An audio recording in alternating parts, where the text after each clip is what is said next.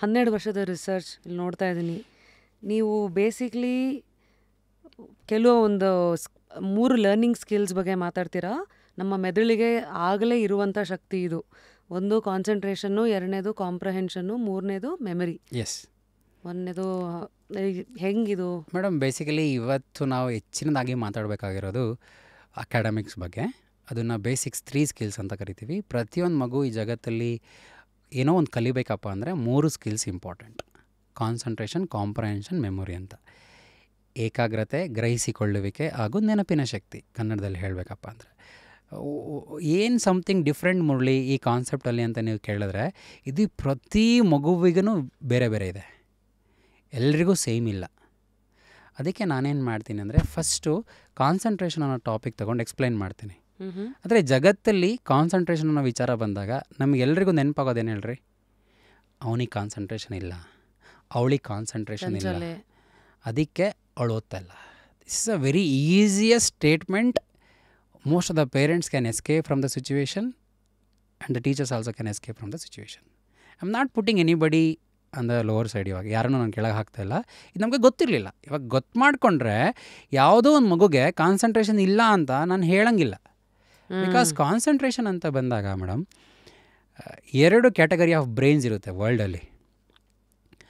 ಅದನ್ನು mono performers ಅಂತ ಕರಿತೀವಿ ಮತ್ತು ಮಲ್ಟಿ ಟಾಸ್ಕರ್ಸ್ ಅಂತ ಕರಿತೀವಿ. ಮೊನೋ ಪರ್ಫಾರ್ಮರ್ಸ್ ಅಂದರೆ ಒಂದು ಸಮಯದಲ್ಲಿ ಒಂದು ಕೆಲಸ ಮಾತ್ರ ಕಾರ್ಯನಿರ್ವಹಿಸುತ್ತೆ ಆ ಬ್ರೈನ್. ಅಂದ ತಕ್ಷಣ ಓಕೆ, ಮಲ್ಟಿಪಲ್ ಮಾಡೋಕ್ಕಾಗಲ್ವಾ, ಅದು ವೀಕ್, ಕೆಪಬಿಲಿಟಿ ಇಲ್ಲ, ಹಂಗೆಲ್ಲ ಕರೆಯೋಂಗಿಲ್ಲ ನಾವು. That is the nature of the brain which is called as mono performer ಅಂತ. ಈ ಮೊನೋ ಪರ್ಫಾರ್ಮರ್ ಅವರು ಓದುವಾಗ 1 hour 2 hour 3 hour ಕೂತು ಓದುವಂತಹ ನೇಚರ್ ಅವರಲ್ಲಿ ಇರುತ್ತೆ. ಸೊ ಈಗ ಮೆಟಫರ್ ಕೊಡಬೇಕಂದ್ರೆ, ಈಗ ಫೋನಿಗೆ 2 ಸಾಫ್ಟ್ವೇರ್ ಇಲ್ಲ, iOS ಆ್ಯಂಡ್ರಾಯ್ಡ್ ಥರ, ಬ್ರೈನ್ಗೂ ಅದೇ ಥರ. ಎಸ್. ಇವಾಗ ಫಾರ್ ಎಕ್ಸಾಂಪಲ್, ಜಗತ್ತಲ್ಲಿ ಏನೇನೆಲ್ಲ ಕ್ರಿಯೇಟಿವ್ ಆಗಿ ಎಲ್ಲ ಮೆಕ್ಯಾನಿಸಮ್ಸ್ಗಳಿದಾವಲ್ಲ ಮೇಡಮ್, ಅದನ್ನೆಲ್ಲ ಮನುಷ್ಯನ ಬಾಡಿನ ರಿಸರ್ಚ್ ಮಾಡಿನೇ ಮೆಟೀರಿಯಲ್ಸ್ಗಳಾಗಿ ಡೆವಲಪ್ ಮಾಡಿರೋವಂಥದ್ದು. ಸರಿ, ಹಂಗೆ ನೋಡಿಕೊಂಡ್ರೆ ಆ ಥರ ರಿಸರ್ಚ್ ಮಾಡಿರೋ ಅಂಥವ್ರಿಗೆ ಡೇ ಟು ಡೇ ಆ್ಯಕ್ಟಿವಿಟೀಸ್ಗಳನ್ನ ಯಾವ ಥರ ಬ್ಯಾಲೆನ್ಸ್ ಮಾಡ್ಬೇಕಂತ ಗೊತ್ತಾಗಲಿಲ್ಲ. ಕಾಮನ್ ಪೀಪಲ್ ಮಧ್ಯೆ ಇರೋರೆಲ್ಲ ಅವ್ರವ್ರ ಅನುಭವಗಳನ್ನ ಹೇಳ್ತಾ ಬಂದುಬಿಟ್ಟು ಅದೇ ಸೀರಿಯಸ್ ಆಗಿಬಿಟ್ಟು ನಾವೆಲ್ಲ ಅದನ್ನೇ ಫಾಲೋ ಮಾಡ್ತಾಯಿದ್ದೀವಿ.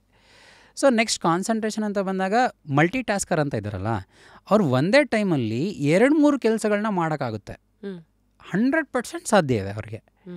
ಆದರೆ ನಾವಿಲ್ಲಿ ಏನು ಹೇಳ್ತೀವಪ್ಪ ಅಂದರೆ, ಮಲ್ಟಿ ಟಾಸ್ಕರ್ಸ್ಗೆ ಕಾನ್ಸಂಟ್ರೇಷನ್ ಇಲ್ಲ ಅಂತ ಕರೆದುಬಿಡ್ತೀವಿ.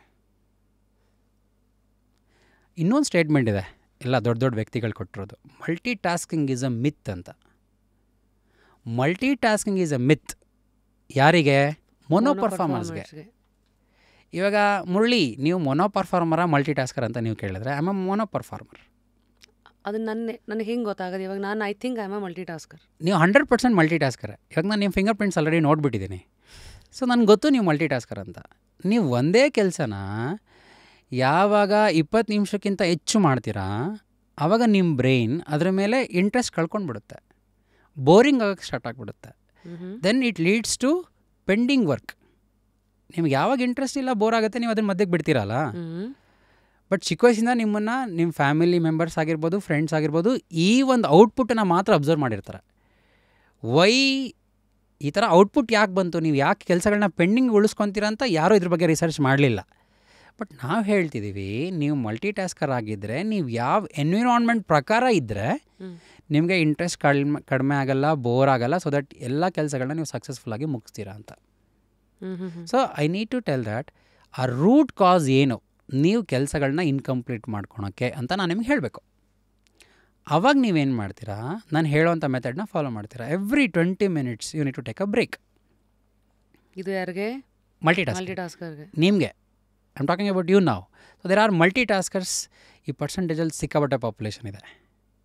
ಮೊನೋ ಪರ್ಫಾರ್ಮರ್ ಪಾಪ್ಯುಲೇಷನ್ ತುಂಬ ಕಡಿಮೆ. ಹೌದಾ? ಎಸ್. ಇವ್ರಿಗೆ ಸ್ಟ್ರೆಂತ್ ಏನೋ, ಅವ್ರಿಗೆ ಸ್ಟ್ರೆಂತ್ ಏನೋ, ಇಬ್ಬರದು ಅವ್ರವ್ರದ್ದೇ ಆದ ಸ್ಟ್ರೆಂತ್ ಇರುತ್ತೆ.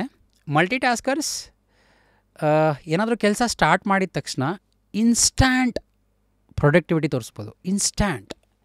ಮೊನೋ ಪರ್ಫಾರ್ಮರ್ಸ್ಗೆ ಅವ್ರಿಗೆ ಒಂದು 5 minutes 10 minutes ಅವ್ರದ್ದೇ ಆದಂಥ ಒಂದು ಸ್ಪೇಸ್ ಬೇಕು. ಅವ್ರು ಓದೋಕ್ಕೆ ಕೂರೋದಿರ್ಬೋದು, ಅಥವಾ ಜನಗಳ ಜೊತೆ ಮಾತಾಡೋದಿರ್ಬೋದು, ಬರೆಯೋಕ್ಕೆ ಸ್ವಲ್ಪ ಟೈಮ್ ತಗೋ. ಫಾರ್ ಎಕ್ಸಾಂಪಲ್ ಇಂಟ್ರೋವರ್ಟ್ಸ್ಗಳಂಗಿರೋ ಕೆಲವರೆಲ್ಲ. ಅದಕ್ಕೆ ನಾವು ಎಲ್ರಿಗೂ ಇಂಟ್ರಾವರ್ಟ್ ಎಕ್ಸ್ಟ್ರಾವರ್ಟ್ ಅಂತ ನೇಮ್ಸ್ ಕೊಡಲ್ಲ ಮೇಡಮ್. ಇದೆಲ್ಲ ಬುಕ್ಕಿಶ್ ನಾಲೆಡ್ಜ್ ಆಗಿಬಿಡುತ್ತೆ.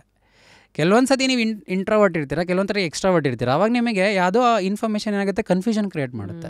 ಸೊ ಆ ಥರ ಜೆನ್ರಿಕ್ ವರ್ಡ್ಸ್ಗಳನ್ನ ನಾವು ಯೂಸ್ ಮಾಡಲ್ಲ. ಅದಕ್ಕೆ ನಾವು ಬ್ರೈನ್ ಮೆಕ್ಯಾನಿಸಮಲ್ಲಿ ಏನು ಫಾಲೋ ಮಾಡ್ಬೋದು ಆ ಥರ ವರ್ಡ್ಸ್ಗಳನ್ನ ಯೂಸ್ ಮಾಡ್ತೀವಿ. ಈ ಥರ ಪದಗಳು ಈ ಥರ ಪದಗಳು ನೀವು ಯಾವಾಗಲೂ ಹಿಂಗೆ ಇರ್ತೀರಾ, ಹುಟ್ಟು ಗುಣ ಸುಟ್ಟರು ಹೋಗಲ್ಲ ಅಂತ. ಅದೇ ನಿಮಗೆ ಬೆಸ್ಟ್ ರಿಸಲ್ಟ್ಸ್ ಕೊಡೋದು. ಅದಕ್ಕೆ ನಾನು ಇವಾಗ ಎಕ್ಸಾಂಪಲ್ಸ್ ಕೊಟ್ಟು ನಿಮಗೆ ಅರ್ಥ ಮಾಡಿಸ್ತೀನಿ ಒಂದು ಕಾನ್ಸೆಪ್ಟನ್ನ. ಫಾರ್ ಎಕ್ಸಾಂಪಲ್, ಮೊನೋ ಪರ್ಫಾರ್ಮರ್ಸ್ ಮನೇಲಿ ಇಬ್ಬರು ಮಕ್ಕಳಿರ್ತಾರೆ ಅಂತ ಅಂದ್ಕೊಳ್ಳಿ. ಮೊನೋ ಪರ್ಫಾರ್ಮರನ್ನು ಇಬ್ಬರಲ್ಲಿ ಒಬ್ಬ ಆಗಿರ್ತಾನೆ. ತಂದೆ ತಾಯಿಯವ್ರನ್ನ ಕರೀತಾರೆ. ಫಾರ್ ಎಕ್ಸಾಂಪಲ್, ಮುರಳಿ ಅಂತ. ಮುರಳಿ ತಿರುಗಲ್ಲ, ಕರೆದ್ರೆ ಹೋಗಲ್ಲ. ಅಪ್ಪ ಅಮ್ಮ ಏನು ಅನ್ಕೊತಾರೆ ಮೊನೋ ಪರ್ಫಾರ್ಮರ್ ಮೇಲೆ, ನೋಡು ಇವನು ದೊಡ್ಡವರಿಗೆ ರೆಸ್ಪೆಕ್ಟೇ ಕೊಡೋಲ್ಲ ಅಂತ ಅಂದ್ಕೊತಾರೆ. ಇದು ಯಾವಾಗಿಂದ? ಮಹಾಭಾರತ, ರಾಮಾಯಣ ಅಂತ ನೀವೇನೇನೆಲ್ಲ ಕೇಳಿರ್ತೀರ ಅವಾಗೆಲ್ಲಾಗಿಂದನೂ ಇದೇ ಇರೋದು. ಬಿಕಾಸ್ ನಾವು ಕರೆದ ತಕ್ಷಣ, ದೊಡ್ಡವ್ರು ಕರೆದ ತಕ್ಷಣ ಚಿಕ್ಕವ್ರು ತಿರುಗಲೇಬೇಕಲ್ಲ. ಬಟ್ ಮೊನೋ ಪರ್ಫಾರ್ಮರ್ ಬ್ರೈನ್ ಏನಾದರೂ ಕೆಲಸ ಮಾಡ್ತಾ ಇರಬೇಕಾದ್ರೆ ಇನ್ನೊಂದು ಇನ್ಸ್ಟ್ರಕ್ಷನ್ನ ಕೇಳಿದ್ರೆ ಅದಕ್ಕೆ ಅರ್ಥ ಆಗಲ್ಲ. ಯಾಕೆಂದರೆ ಆ ಕೆಲಸದ ಮೇಲೆ ಇನ್ವಾಲ್ವ್ಮೆಂಟ್ ಹೈ ಲೆವೆಲಲ್ಲಿ ಇರುತ್ತೆ ಅಂತ. ಸರಿ, ಆ ಬ್ರೈನ್ ಏನಾದರೂ ಅವ್ರು ಹೇಳಿದ್ದನ್ನ ಕೇಳಿಸ್ಕೊಬೇಕು, ಅದಕ್ಕೆ ರೆಸ್ಪಾಂಡ್ ಮಾಡಬೇಕಂತ ಡಿಸೈಡ್ ಮಾಡಿದ್ರೆ ಮಾಡ್ತಿರೋ ಕೆಲಸ ಮಿಸ್ ಆಗಿಬಿಡುತ್ತೆ. That brain cannot handle both the things at the same time ಅಂತ. ಅವಾಗೇನಾಗುತ್ತೆ, ನೀವು ಮಲ್ಟಿ ಟಾಸ್ಕರ್ ಅದೇ ಮನೇಲಿ ಇರ್ತೀರಾ ಅಂತ ಅಂದ್ಕೊಳ್ಳಿ. ನೀವು ಕರೆದ ತಕ್ಷಣ ಅಪ್ಪ ಅಮ್ಮ ರೆಸ್ಪಾಂಡ್ ಮಾಡಿಬಿಡ್ತೀರಾ. ಅವಾಗೇನಂತಾರೆ ನಿಮ್ಮ ಮೇಲೆ, ನೋಡಿದ್ಯಾ ಅವಳು ಎಷ್ಟು ಚೆನ್ನಾಗಿ ಹೇಳಿದ ತಕ್ಷಣ ಕರೆದ ತಕ್ಷಣ ಬಂದುಬಿಡ್ತಾಳೆ, ನೀನು ನೋಡಿ ಹಿಂಗಿದೆಯಾ. ಸೊ ಇದರಿಂದ ನನಗೇನಾಗುತ್ತೆ, ನಾನು ಯಾಕೆ ಹಿಂಗಿದ್ದೀನಿ ಅಂತ ನನಗೆ ಗೊತ್ತಿಲ್ಲ. ಬಟ್ ಮನೇಲಿರೋರು ನೀವೆಲ್ಲ 3 ಜನ ಮಲ್ಟಿ ಟಾಸ್ಕರ್ ಇದ್ದೀರಾ, ನಾನೊಬ್ಬ ಮೊನೋ ಪರ್ಫಾರ್ಮರ್ ಇದ್ದೀನಿ. ಅವಾಗ ಎಸ್, ನನಗೆ ತುಂಬ ಪ್ರೆಷರ್ ಆಗುತ್ತೆ, ಸ್ಟ್ರೆಸ್ ಕ್ರಿಯೇಟ್ ಆಗುತ್ತೆ. ಅವಾಗ ನೀವು 3 ಜನ ನನ್ನ ಮೂಲೆ ಗುಂಪು ಮಾಡ್ತೀರಾ, ಜನಗಳ ಮುಂದೆ ಎಲ್ಲ ನೀವು ಹೇಳೋಕ್ಕೆ ಸ್ಟಾರ್ಟ್ ಮಾಡ್ತೀರಾ. ಅವಾಗ ನನಗೇನಾಗುತ್ತೆ, ಅವಮಾನ ಆಗುತ್ತೆ. ಅವಮಾನ ಆಗಿ ಆಗಿ ಆಗಿ ನನ್ನ ಮೇಲೆ ನನಗೆ ತುಂಬ ಕಾನ್ಫಿಡೆನ್ಸ್ ಕಡಿಮೆ ಆಗಿಬಿಡುತ್ತೆ. ಇವತ್ತು ತುಂಬ ಜನ ಮೆಂಟಲ್ ಹೆಲ್ತ್ ಇಶ್ಯೂಸ್ಗಳ ಬಗ್ಗೆ ಮಾತಾಡ್ತಿದ್ದಾರೆ. ಮೆಂಟಲ್ ಹೆಲ್ತ್ ಕೇರ್ ಮಾಡಬೇಕು, ನಾವು ಡಿಪ್ರೆಷನ್ಗೆ ಹೋಗ್ತಿದ್ದೀವಿ, ಆ್ಯಂಗ್ಸೈಟಿಗೆ ಹೋಗ್ತಿದ್ದೀವಿ, ಇದೆಲ್ಲ ಹೇಳ್ತಿದ್ದಾರೆ. ಇಟ್ ಈಸ್ ಆಲ್ ಸಮಥಿಂಗ್ ಹೊರಗಡೆ ನೋಟ ಅಷ್ಟೇ. ಇದು ಒಳಗಡೆ ಯಾಕೆ ಏನಾಗಿ ನಾನು ಈ ಥರ ಡಿಪ್ರೆಷನಿಗೆ ಬಂದೆ, ಆ್ಯಂಗ್ಸೈಟಿಗೆ ಬಂದೆ, ನಮ್ಮ ಹತ್ರ ಉತ್ತರ ಇಲ್ಲ. ಅಂದರೆ ಫಾರ್ ಎಕ್ಸಾಂಪಲ್, ನಿಮಗೆ ಇಷ್ಟ ಇಲ್ದಿರೋ ತಿಂಡಿ ಅಂತ ಅಂದ್ಕೊಳ್ಳಿ. ಫಾರ್ ಎಕ್ಸಾಂಪಲ್, ಉಪ್ಪಿಟ್ಟು. ನಿಮ್ಮಮ್ಮ ವಾರದಲ್ಲಿ 1-2 ಸತಿ ಮಾಡಿದ್ರು ಅಂತ ಅಂದ್ಕೊಳ್ಳಿ. ಇವು ರಿಯಲಿ ನಿಮ್ಮಮ್ಮನ ಎಷ್ಟು ಪ್ರೀತಿ ಮಾಡ್ತೀರೋ ಅಂತ ಮರ್ತೋಗುತ್ತೆ ನಿಮಗೆ. ಯಾಕೆಂದರೆ ನಿಮ್ಗೆ ಇಷ್ಟ ಇಲ್ದಿರೋ ಅಡುಗೆ ಮಾಡಿದಾಗ ನಿಮ್ಗೆ ಏನು ಅನಿಸ್ಬಿಡುತ್ತೆ, ನಮ್ಮಮ್ಮಂಗೆ ನನ್ನ ಮೇಲೆ ಪ್ರೀತಿ ಇಲ್ಲ ಅನಿಸುತ್ತೆ, ಅದಕ್ಕೆ ಇಷ್ಟ ಇಲ್ದಿರೋ ಉಪ್ಪಿಟ್ಟನ್ನೇ ತುಂಬ ಸತಿ ಮಾಡುತ್ತೆ ಅಂತ. ಅಂದರೆ ಆ ಪ್ರತಿ ಸತಿ ಉಪ್ಪಿಟ್ಟು ಮಾಡಿದಾಗಲೂ you are creating a wrong image about your mother ಅಂತ. ಕ್ಲಾರಿಟಿ ಸಿಗ್ತಿದೆಯಾ? ಸೇಮ್ ಟೈಮ್ ನಾನು ಮೊನೋ ಪರ್ಫಾರ್ಮರ್ ಆಗಿರಬೇಕಾದ್ರೆ ನಾನು ಚಿಕ್ಕ ವಯಸ್ಸಿಂದ ನಮ್ಮ ಅಪ್ಪ ಅಮ್ಮ ನನ್ನನ್ನು ಬೇರೆ ವ್ಯಕ್ತಿಗೆ ಕಂಪೇರ್ ಮಾಡಿ, ಅದು ಅಕ್ಕನೋ ತಂಗಿನೋ ತಮ್ಮನೋ ಅವರಿಗೆ ಕಂಪೇರ್ ಮಾಡಿ ನನಗೆ ಹೇಳ್ತಾ ಹೋದರೆ ನನ್ನ ಕಾನ್ಫಿಡೆನ್ಸ್ ಎಲ್ಲಿರುತ್ತೆ? This something true psychology. ಇದುವರೆಗೂ ಯಾವುದೇ ಫಾರಿನ್ ಕಂಟ್ರೀಸ್ ಅವರು ಬರೆದಿರೋ ಅಂಥ ಇನ್ಫಾರ್ಮೇಷನ್ಸ್ಗಳು ನಮ್ಗೆ ಅಂಡರ್ಸ್ಟ್ಯಾಂಡ್ ಆಗುತ್ತೆ, ಒಪ್ಕೊಂಡ್ಬಿಡ್ತೇವೆ. But that is not the truth. ಅಂದರೆ ಅವರೊಬ್ಬ ವ್ಯಕ್ತಿನ ಅಬ್ಸರ್ವ್ ಮಾಡಿ ಅನಲೈಸ್ ಮಾಡಿ ಅದ್ರ ಪ್ರಕಾರ ನೇಮಿಂಗ್ ಕೊಟ್ಟಿರೋದು. ಈಸ್ ಅ ಲೇಝಿ ಅಂತ. ಲೇಜಿನೆಸ್ ಯಾಕೆ ಬರುತ್ತೆ ಮುರಳಿ? ಆ ಬ್ರೈನ್ ಎಕ್ಸ್ಪೆಕ್ಟ್ ಮಾಡ್ತಿರುತ್ತೆ ನನಗೆ ಗೈಡ್ಲೈನ್ಸ್ ಬೇಕು, ಅದಾದಮೇಲೆ ನಾನು ಆ್ಯಕ್ಷನ್ಸ್ ಮಾಡ್ತೀನಿ ಅಂತ. ಇನ್ನು ಕೆಲವು ಬ್ರೈನ್ ಹೇಳ್ತಿರುತ್ತೆ ನನಗೆ ಅಪ್ರೂವಲ್ ಬೇಕು, ನನ್ನ ಹತ್ರ ಕೆಪಾಸಿಟಿ ಇದೆ, I know how to make it, I am expecting the approval from my elders. But how ನಮಗೆ ಫ್ಯಾಮಿಲಿ ಮೆಂಬರ್ಸ್ಗೆ ಹಿಂಗೆ ಗೊತ್ತಾಗುತ್ತೆ ನಾನು ಅಪ್ರೂವಲ್ ಮಾಡಬೇಕಾ ನನ್ನ ಮಗ ಕೆಲಸ ಮಾಡೋಕ್ಕೆ, ಅಥವಾ ನಾನು ಗೈಡ್ ಮಾಡಬೇಕಂತ ನಮಗೆ ಹಿಂಗೆ ಗೊತ್ತಾಗುತ್ತೆ. ಚಿಕ್ಕ ವಯಸ್ಸಲ್ಲಿ ಇದೆಲ್ಲ ಮಾಡ್ತೀವಿ ನಾವು, ಓದ್ಕೊಡೋದು, ಕೆಲಸ ಗೊತ್ತಾಗಿಲ್ಲ ಅಂದರೆ ಮಾಡಿಕೊಡೋದು. ಒಂದು 12 ವರ್ಷ ತನಕ ನಾವೆಲ್ಲ ಮಾಡ್ತೀವಿ ಮೇಡಮ್ ಇದನ್ನು. 13 ವರ್ಷಕ್ಕೆ ಮಗು ಬಂದ ತಕ್ಷಣ ಮಗುನೇ ಎಲ್ಲ ಮಾಡ್ಕೊಬೇಕಂತ ಡಿಸೈಡ್ ಮಾಡಿಬಿಡ್ತೀವಿ. ಸೊ ಆವಾಗ ಮಗು ಎಕ್ಸಿಕ್ಯೂಟ್ ಮಾಡಲ್ಲ. ಹೌಸ್ ಹೋಲ್ಡ್ ಆ್ಯಕ್ಟಿವಿಟೀಸ್ ಇರ್ಬೋದು, ಮನೇಲಿ ಮಾಡೋ ಕೆಲಸಗಳಾರು ಇರ್ಬೋದು, ಅಥವಾ ಓದಿನ ವಿಷಯಕ್ಕೆ ಸಂಬಂಧಪಟ್ಟಿದ್ದಾರು ಇರ್ಬೋದು, ಆವಾಗ ಮಗು ಮಾಡಲ್ಲ. ಸೊ ನಾವೇನು ಮಾಡ್ತೀವಿ, ಈ ಮೊನೋ ಪರ್ಫಾರ್ಮರ್ಸ್ಗೆ ಯಾವ ಥರ ವಾತಾವರಣ ಕೊಡಬೇಕು ಅಂತ ನೀಟಾಗಿ ಎಜುಕೇಟ್ ಮಾಡ್ತೀವಿ. ಯಾವ ಥರ ಎಜುಕೇಷನ್ ಇರುತ್ತೆ ಮುರಳಿ? ಫಾರ್ ಎಕ್ಸಾಂಪಲ್, ನಿಮ್ಮ ಹತ್ರ ಒಂದು ಮೊಬೈಲ್ ಇದೆ, ಅದಕ್ಕೊಂದು ಪಾಸ್ವರ್ಡ್ ಸೆಟ್ ಮಾಡಿರ್ತೀರ, 4381 ಅಂತ ಅಂದ್ಕೊಳ್ಳಿ. ನಾನು ಆ ಫೋನ್ನ ಇಸ್ಕೊಂಡು ನನ್ನ ಸಾಫ್ಟ್ವೇರ್ ಇತ್ತಲ್ಲ 6789 ಅಂತ, ಅದನ್ನು ಎಂಟ್ರಿ ಮಾಡಿದ್ರೆ ವಿಲ್ ಇಟ್ ಓಪನ್? ಇಲ್ಲ.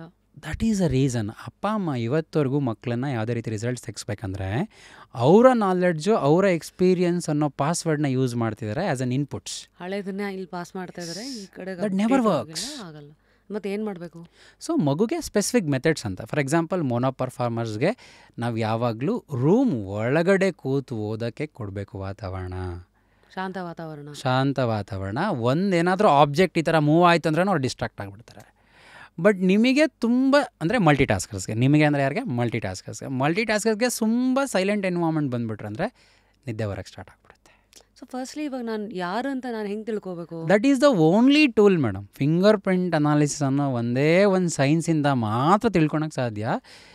ಇದು ಮನೇಲಿ ಏನಿಲ್ಲ, ಮನೇಲಿ ನಾವೇನೋ ನೋಡ್ಕೊಂಡು ಅದೇ ಶಂಕ ಅದೆಲ್ಲ ಯಾವುದು ಚಕ್ರ ಹೆಲ್ಪ್ ಗುಡ್ಡ ಮಾಡೋದು. ಅದು ಯಾವುದು ಬರ ಲೆಕ್ಕ ಇಟ್ಸ್ ನಾಟ್ ಅಥೆಂಟಿಕ್. ಇದು ಬೇರೆ ಯಾವ ಸೈನ್ಸಸ್ಗಳು ನನ್ನೇ ಮಾಡೋಕ್ಕೆ ಇಷ್ಟಪಡಲ್ಲ. ಬೇರೆ ಯಾವುದೇ ಸೈನ್ಸಸ್ಗಳೆಲ್ಲ ನಿಮಗೆ ಗೊತ್ತಿದೆ. ಫಾರ್ ಎಕ್ಸಾಂಪಲ್ ಆಸ್ಟ್ರಾಲಜಿ ಅಂತ ತೊಗೊಂಡ್ರೆ ಆಸ್ಟ್ರಾಲಜಿಲೆಲ್ಲ ನಿಮಗೆ ವಿಷಯಗಳು ಗೊತ್ತಾಗಲ್ಲ. ನ್ಯೂಮರಾಲಜಿ ಅಂತ ತೊಗೊಂಡ್ರೆ ಅದರಿಂದನೂ ಗೊತ್ತಾಗಲ್ಲ. ವಾಸ್ತು ಅಂತ ತೊಗೊಂಡ್ರೆ ಅದರಿಂದನೂ ಗೊತ್ತಾಗಲ್ಲ. ಟ್ಯಾರೋ ಕಾರ್ಡ್ ರೀಡಿಂಗ್ ಅಂತ ತೊಗೊಂಡ್ರೆ ಅದರಿಂದನೂ ಗೊತ್ತಾಗಲ್ಲ. ಅದು ಲೈಫಲ್ಲಿ ಏನೋ ಒಂದು ಪ್ರಾಬ್ಲಮ್ ಬಂದಮೇಲೆ ಯಾವ ಥರ ಸಾರ್ಟ್ ಔಟ್ ಮಾಡ್ಕೊಬೇಕು ಅಂತ ಗೈಡ್ ಮಾಡ್ತಿರೋ ಒಂದು ಮೆಥಡಾಲಜಿ. ಬಟ್ ಯೂನಿಕ್ ಟ್ರೂತಲ್ಲಿ ನಾವೇನು ಹೇಳ್ತಿದ್ವಿ, ಪ್ರಾಬ್ಲಮ್ಮೇ ಬರದೇ ಇರೋ ಫ್ಯೂಚರಲ್ಲಿ ನಾವು ಯಾವ ಥರ ನಮ್ಮ ಪೊಟೆನ್ಷಿಯಲ್ನ ನಾವು ಯೂಸ್ ಮಾಡ್ಕೊಳ್ಬೋದು. ಸೊ ನಿಮಗೆಲ್ಲ ನಾನು ಮೊನೋ ಪರ್ಫಾರ್ಮ್ ಅಂತ ಗೊತ್ತಾದರೆ ನೀವು ನನಗೆ ಆ ಥರ ವಾತಾವರಣ ಕೊಡ್ತೀರಾ. ಬಿಕಾಸ್ ನನಗೆ ಚಿತ್ರಾನ್ನ ಇಷ್ಟ ಇದ್ದರೆ ನೀವು ಚಿತ್ರಾನ್ನ ಮಾಡ್ಕೊಡೋಕ್ಕೆ ಇಷ್ಟಪಡ್ತೀರಲ್ಲ. ನಂಗೆ ಇಷ್ಟ ಇಲ್ಲಿದ್ದು ಯಾಕೆ ಮಾಡ್ಕೊಡ್ತೀರಾ? ದಟ್ ಈಸ್ ವಾಟ್ ರಿಲೇಷನ್ಶಿಪ್ ಅಲ್ವಾ. ಎಲ್ಲರೂ ಬೆಳಗ್ಗೆಯಿಂದ ರಾತ್ರಿ ಕೆಲಸ ಮಾಡ್ತಿರೋದು ಯಾಕೆ?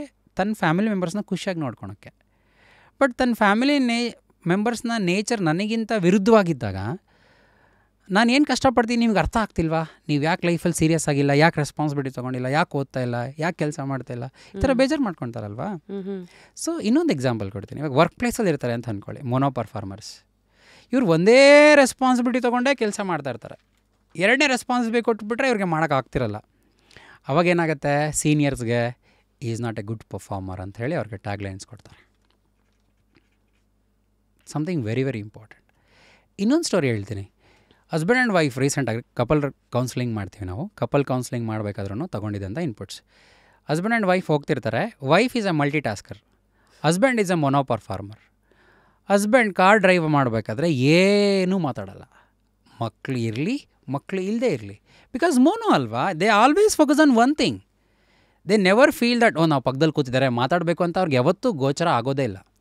ಆಗ ವೈಫ್ ಏನು ಅಂದ್ಕೊಳ್ತಾರೆ, ನನ್ನ ಹಸ್ಬೆಂಡ್ಗೆ